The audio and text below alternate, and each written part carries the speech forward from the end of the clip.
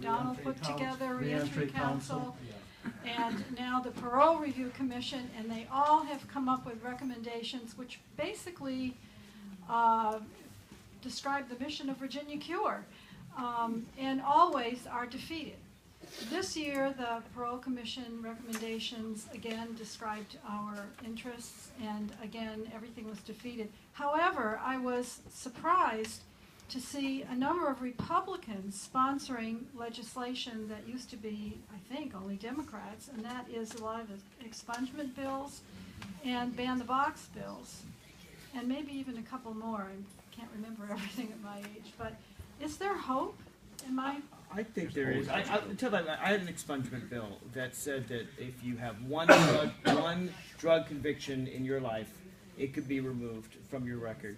And while it died, and they tend to send these bills to, it's the criminal subcommittee of the Courts of Justice, where you have people like Rob Bell, who I think he's running for statewide office and wants to take a really, really strong stand against even people who smoked a joint and gone to jail for it.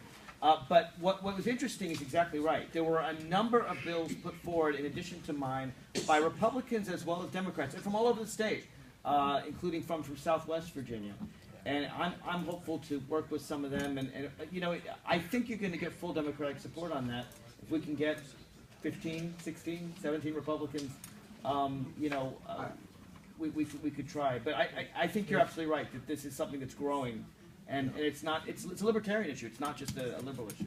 I think a quick perspective, and I don't know when and how it would change, but the criminal law subcommittee on which I sit as a non-attorney has, for the over 15 years I've been on it, been dominated by prosecutors and former prosecutors who is, yes, last year said, you know, you do the crime, you do the time. There's really not an attitude that you're talking about. So whether that changes with individuals or whether because in Virginia, House of Delegates, it is appointments are made by the majority party, the speaker, so that you may recommend who may come from both sides of the aisle, but the actual appointments are made. So philosophically, as long as that is controlled in that way, and we no longer have such an effective defense attorney, Kenny Melvin, who could very often really directly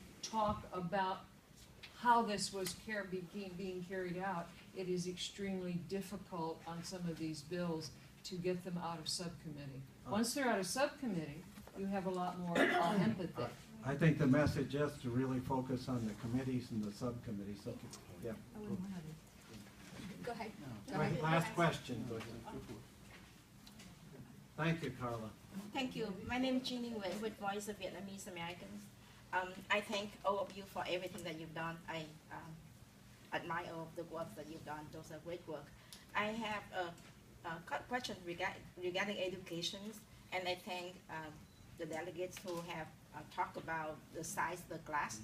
But for many Asian Americans in Mason District, in Falls Church, and in that concentrated areas, we have troubles with the school size that's not don't have the capacity to house the students. Yeah. Now I think that may have to do with the county, but I'm not sure if the state has any help with the budget. I understand that recently the governor had a certain amount of budget to help with education, but when I ask about it, that amount of money not going into the school capacity. So I do not understand exactly how and what committee would work on this. Is that the appropriation committee, education committee, how to resolve that? Because the state may not have the capacity to resolve the problems. Senator Parker. Yes, those decisions, I mean, in terms of state funding, it's through the appropriations and finance committees that the budget gets done. And one of the issues that we have is that in Virginia, historically, the education funding that we provide, which actually is not very much compared to other states that are similarly sized and have similar economic standing, we're way short of what most other states are. In fact, our teacher salaries related to other incomes are last in the entire country. But one of the problems that we have is that we in Virginia do not have a regular funding mechanism for construction. So school construction, like in Maryland, a lot of the school construction funds are provided by the state to the localities, which helps a lot of the growing localities be able to build new schools.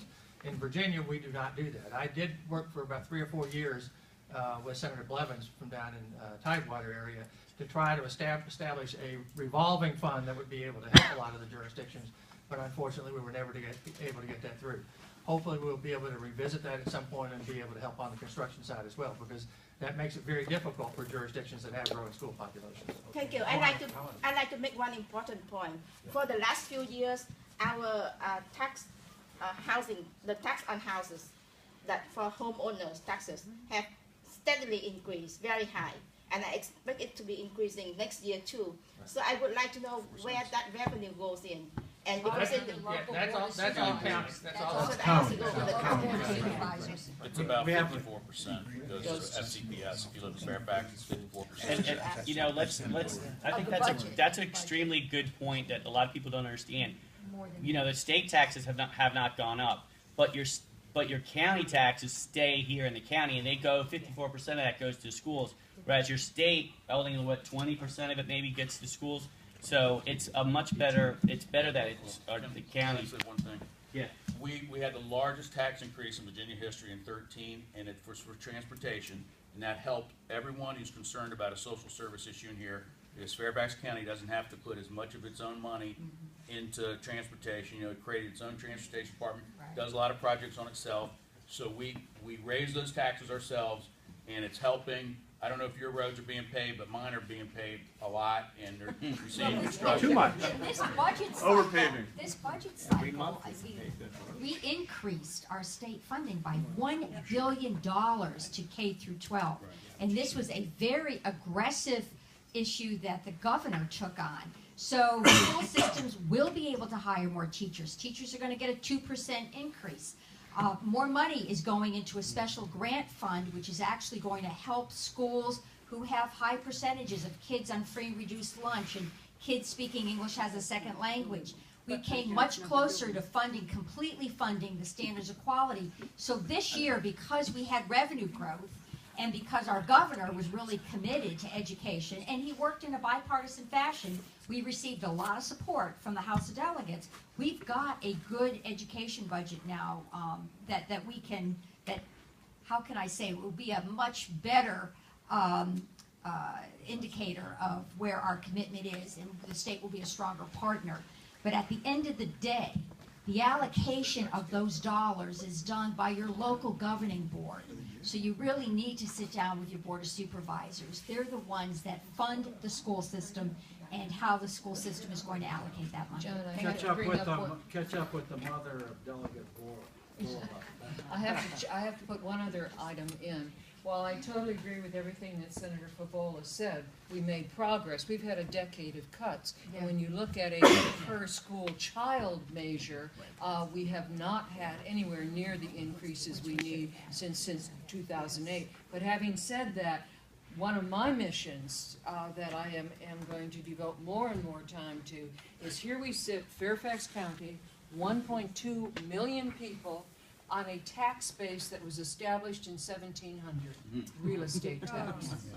At least when it comes to Arlington and Alexandria, you have a somewhat urbanized tax base established in 1930, almost 100 years ago, but still it has meals taxes, it has taxes on cigarettes, there is more transient occupancy, hotel taxes. Fairfax County really has to bite the bullet because the ability to pay is not tied to the inflated value of your house for many of particularly long-term residents. No, you need to get a bunch of delegates to get some of that done.